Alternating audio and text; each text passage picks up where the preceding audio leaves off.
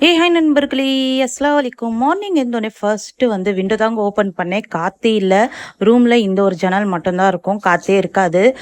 ரொம்ப அனல் அடிக்கும். ஏசி போட்டா மட்டும் தான். அதுக்கப்புறமா அவங்களுக்கு ஒரு குட் மார்னிங் போட்டுட்டு, நான் துணி துவைக்க தாங்க நின்னுட்டேன். கொஞ்ச நேரம் காஃபி குடிச்சதுக்கப்புறமா துணி துவைக்கிறதுக்காக தான் நின்னுட்டேன். ஏன்னா, என் பொண்ணும் விளையாடுறதுக்காக அவங்க எங்க அம்மா வீட்டுக்கு போயிட்டா. நானே வீட்டுக்கு போறேன்னு சொல்லி என் தங்கச்சி வந்து கூட்டு போயிட்டா. ஸோ, அவ அங்க தான் இருந்தா. குட்டி பாப்பா மட்டும் என் கூட இருந்தா. சரின்னு அவளுக்கு கொஞ்சம் டிவி போட்டு விட்டுட்டு நான் துணி துவைக்கிறதுக்காக தான் நின்னேன். துணி துவைக்கிறதாங்க கொஞ்சம் என்ன சொல்றது, ஒரு போரிங்கான வேலை அப்படின்வாங்களா, அது துணி துவைக்கிறது தான். எனக்கு வந்து இதுதான் கம்ஃபர்டபுள். Semi automatic. ஏன்னா இதுல தான் அழுக்கு நல்லா சீக்கிரமா போகும். எனக்கு இது ஈஸியாவும் இருக்கும். இந்த ஃபுல் ஆட்டோமேட்டிக் வாங்கலாம் வாங்கி குடுக்குறேன் அப்படின்னு தான் சொல்றாங்க. பட் எனக்கு வந்து அது ஒத்துக்கு வராதுன்னு வேணான்னு சொல்லிட்டேன் நானு. ஏன்னா நம்ம வாடகை வீட்ல இருக்கிறோம். ஒரு சில பேருக்கு வீட்ல தண்ணி விடுவாங்க. ஒரு சில பேர் தண்ணி விட மாட்டாங்க. அது பிரச்சனை வந்துரும். அதுக்கப்புறமா ஏன்னா அதுல நெறைய தண்ணி இழுக்கும் இல்லையா? அதனால தான் நான் அது வேணான்னு சொல்லிட்டேன். எனக்கு வந்து இதுதான் கம்ஃபர்டபுள். இதுல துவைச்சா தான் துணியெல்லாம் நல்லா அழுக்கு போகும். இந்த சண்டே ஃபங்ஷனுக்கு போன ட்ரெஸ்ஸு தான் 2 பேருக்கும் சேம் டு சேம் ட்ரெஸ் எடுத்தது. என் குட்டி பாப்பா ஃபர்ஸ்ட் பர்த்டேக்கு. அதுக்கு மேட்சிங்க்கா வந்து ஹேண்ட் பேக்கும் குடுத்தாங்க. என் பெரிய பொண்ணு தான் ரொம்ப நாஸ்தி பண்ணிட்டா. சரி சும்மா ஒரு அலசிடலான்னு தான் போட்டேன். அதுக்கப்புறமா இந்த புர்காலாம் போட்டு போனேன். ஒரே மண்ணு அந்த இடம் நீங்க பார்த்துருப்பீங்க. மண்ணா இருக்கும்.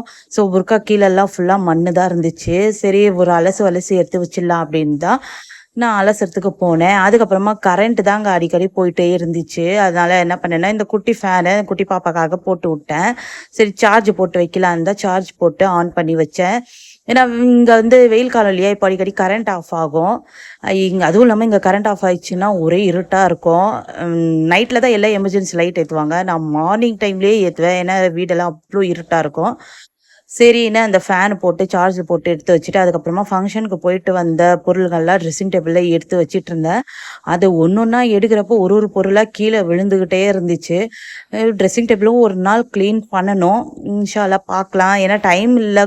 குழந்தைங்கள மெயின்டெயின் பண்றதுக்கே கரெக்ட்டா ஆயிடுது. ஒரு நாள் கண்டிப்பா உட்காந்து ட்ரெஸ்ஸிங் டேபிள் ஃபுல்லா கிளீன் பண்ணோம். எல்லாம் எடுத்து வச்சுட்டுருந்தேன். அதுக்கப்புறமா அந்த கண்ணாடி மறந்துட்டேன். என் பெரிய பொண்ணு எடுத்து எடுத்து உடைச்சிட்டு இருப்பா. அதனால திட்டி வாங்கி வச்சுட்டேன். அது என்னோட மேக்கப் பவுச்சு. பேருக்கு தான் மேக்கப் பவுச்சு. ஆனா மேக்கப்பே நான் பண்ண மாட்டேன். அப்படியே தான் கிடக்குது வாங்கினதுலேருந்து. அதுக்கப்புறமா என்ன பண்ணிட்டேன், தண்ணி ஃபுல்லா ஆனதுக்கு அப்புறமா துணிங்க வந்து ஒன்னொன்னா ஃபர்ஸ்ட்டு நான் வந்து குழந்தைங்க துணி தாங்க ஃபர்ஸ்ட்டு போடுவேன். அது நல்லா துவைச்சதுக்கு அப்புறமா தான் பெரியவங்க எங்க துணி நாங்க போடுவேன். நல்லா கிளீனாவும் இருக்கும். நான் துணி துவைக்கிறப்போ எல்லாமே கிளீனா, நீட்டா இருக்கும். அந்த மாரி தான் நான் கிளீனா துணி துவைப்பேன். ஒன்னொன்னா எடுத்து போட்டுட்டு இருந்தேன். என் பாப்பா அங்கருந்து கலாட்டா பண்ணிக்கிட்டே இருந்துச்சு. அதுக்கப்புறமா இன்னைக்கு நான் லஞ்சும் பண்ணல.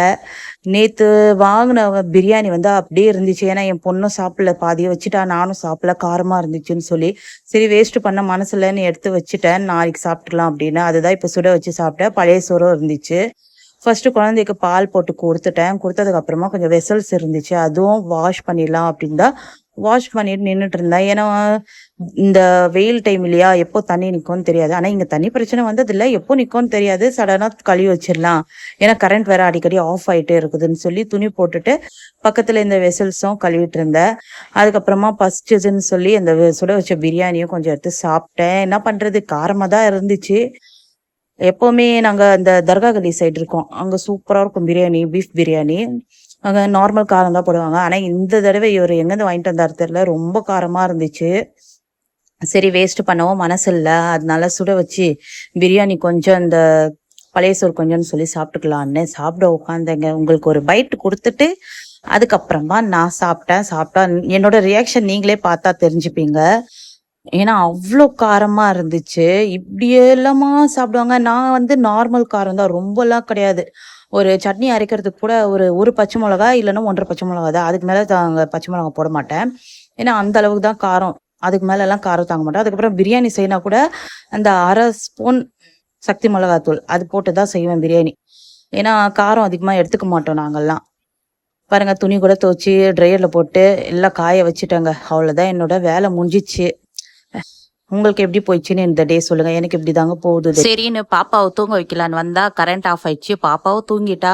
சரி என்ன பண்றது? நான் சொன்னேன் இல்லையா இருட்டா இருந்தா எமர்ஜென்சி லைட்டுன்னு சொல்லி ஹால் இருட்டா இருக்குதுன்னு சொல்லி போய் எமர்ஜென்சி லைட் ஏத்திட்டு அதுக்கப்புறமா பாப்பாக்காக குட்டி ஃபேன் தாங்க போட்டு விட்டேன். இப்படிதாங்க என்னோட டே ஒரு ஒரு நாளும் போகும். இன்னைக்கு கரண்ட் ஆஃப் ஆனதால ரொம்ப தொல்லையா போயிடுச்சு. எல்லாம் வேலை முடிச்சுட்டு நேரா எங்க அம்மா வீட்டுக்கு தான் அங்க போனேன். அங்க போய் கொஞ்ச நேரம் காஃபி குடிச்சிட்டு உட்காந்துட்டு இருக்கிறப்ப, எங்க அம்மா இந்த குடும்பா எடுத்துட்டு வந்து குடுத்தாங்க. என்னடா இது குடும்பா சொல்றேன்னு பார்க்குறீங்களா? ஆமாங்க. மாங்காவும் வெல்லமும் போட்டு பாயில் பண்ணி செய்றது. செம்ம டேஸ்ட்டா இருக்கும். என்னோட ஆல் டைம் ஃபேவரைட். அது சாப்பிட்டுட்டு இருந்தேன். சூப்பரா புளிப்பா, இனிப்பா நல்லா இருந்துச்சு. அதுக்கப்புறமா எங்க அம்மா டின்னர் தாங்க செஞ்சுட்டு இருந்தாங்க. எனக்கு சொன்னாங்க, "டின்னர் நான் இங்க செஞ்சுட்டேன். நீ வந்துரு" அப்படின்னாங்க. ஸோ அதனால தான் நான் போயிட்டேன். என்னன்னு பார்த்தீங்கன்னா, பிரியாணி தாங்க. என்னோட ஃபேவரைட் சிக்கன் பிரியாணி தான். அதுக்கப்புறமா அது கூட சைட் டிஷ்ஷா வந்து இந்த புதினா துவையலு, முட்டை, அதுக்கப்புறமா சிக்கன் 65ன்னு சொல்லி வேற லெவலா இருந்துச்சு நேத்து டின்னரு. நான் தான் சிக்கன் ஃப்ரை பண்ணிட்டு இருந்தேன். எல்லாம் மசாலா போட்டு வச்சுட்டாங்க. சும்மா நான் ஃப்ரை பண்ணி மட்டும் குடுத்தேன். அது சாப்பிட்டேன். வேற லெவல் டேஸ்ட்டா இருந்துச்சு பாருங்க. கலர்ஃபுல்லா சூப்பரா இருந்துச்சு நேத்து டின்னரு. எனக்கு ரொம்ப ரொம்ப பிடிச்சிருந்துச்சு. உங்களுக்கு பிடிச்சிருந்தா லைக் அண்ட் சப்ஸ்கிரைப் பண்ணுங்க. என்னோட இன்ஸ்டாகிராம் பேஜை ஃபாலோ பண்ணுங்க.